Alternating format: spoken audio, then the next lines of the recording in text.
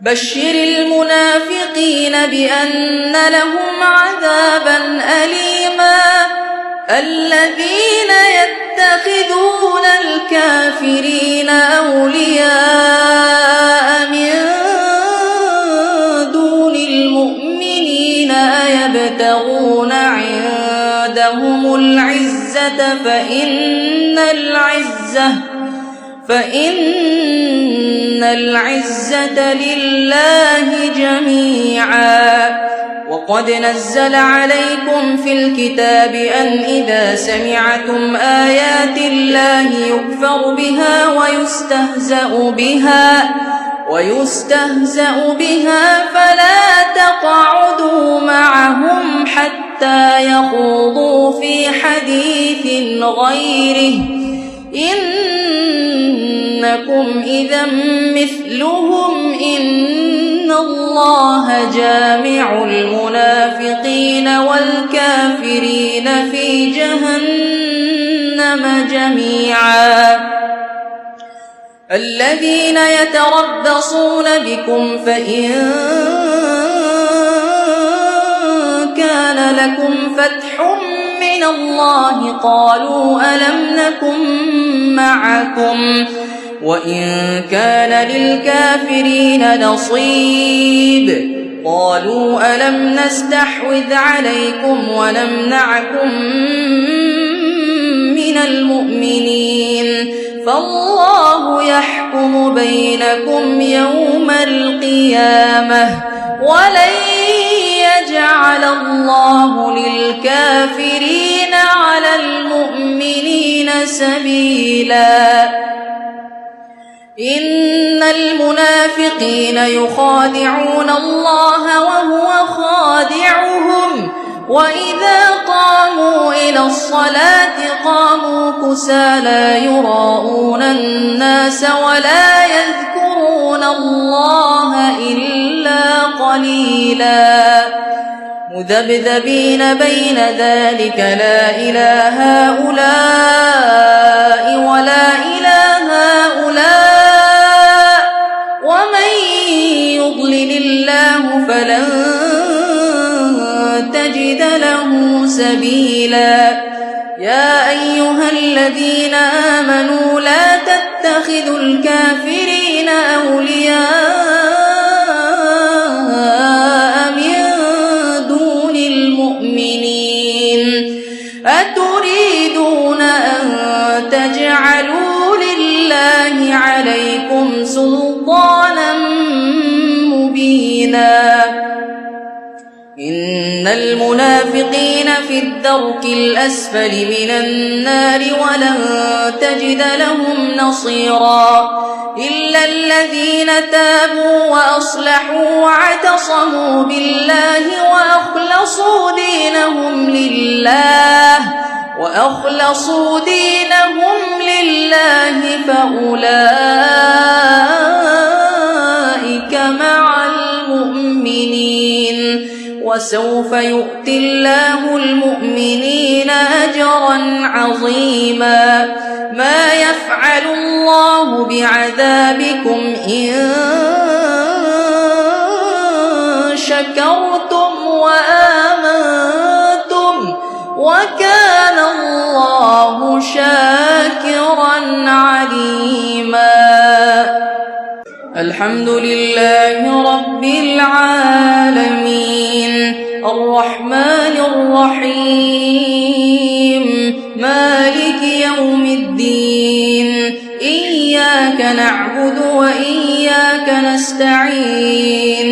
اهدنا الصراط المستقيم صراط الذين أنعمت عليهم غير المغضوب عليهم ولا الضالين.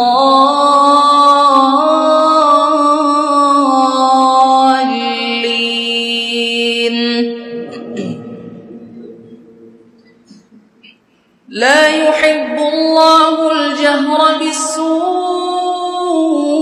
من القول إلا من ظلم وكان الله سميعا عليما. إن تبدوا خيرا أو تخفوه أو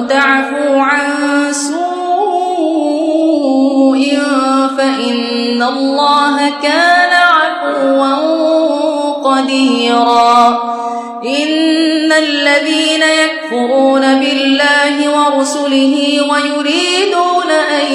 يفرقوا بين الله ورسله ويقولون نؤمن ببعض ونكفر ببعض ويريدون أن يتخذوا بين ذلك سبيلا أولئك هم الكافرون حقا وأعتدنا للكافرين عذابا مهينا والذين آمنوا بالله ورسله ولم يفرقوا بين أحد منهم أولئك سوف يؤتيهم أجورهم وكان الله غفورا رحيما يسألك أهل الكتاب أن تنزل عليهم كتابا من السماء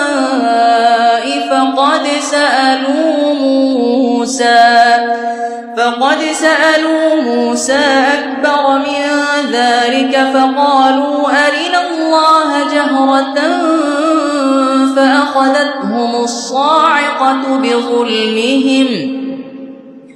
ثم اتخذوا العجل من بعد ما جاءتهم البينات فعفونا عن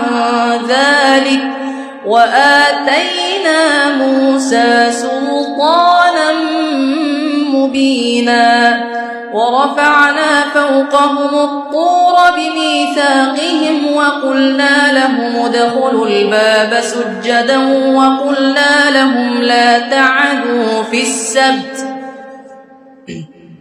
وقلنا لهم لا تعدوا في السبت وأخذنا منهم